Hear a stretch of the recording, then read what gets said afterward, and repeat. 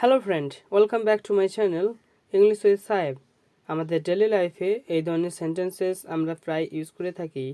যেমন, সে সব সময় আমার বিষয়ে নাক গলায়। তুমি আমার ব্যাপারে নাক গলাচ্ছ কেন? যদি তুমি আমার বিষয়ে নাক গলাও, আমি তোমাকে ছাড়ব না। আমার দাম্পত্য জীবনে তোমার নাক গলানো উচিত নয়। তো এই সেন্টেন্সগুলোতে তোমরা দেখতে পাচ্ছ যে একটি কমন ওয়ার্ড রয়েছে, সেটি হচ্ছে নাক গলানো। তো এর জন্য আমরা যে ইংলিশ ফ্রেজটি ইউজ করব সেটি হচ্ছে পোক সামওয়ানস নোজ ইনটু।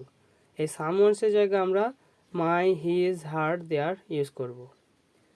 এবার চলো কয়েকটি এক্সাম্পল দেখে নেওয়া যাক। সে সব সময় আমার বিষয়ে নাক গলায়। He always pokes his nose into my matter. আমি সব কিছুতে নাক গলাতাম। I used to poke my nose into everything.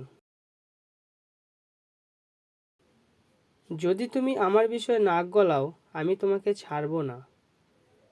I won't spare you if you poke your nose into my matter. আমার দাম্পত্য জীবনে তোমার নাক গলানো উচিত নয়। You shouldn't poke your nose into my conjugal life. তুমি আমার ব্যাপারে নাক গলাচ্ছ কেন? Why are you poking your nose into my matter?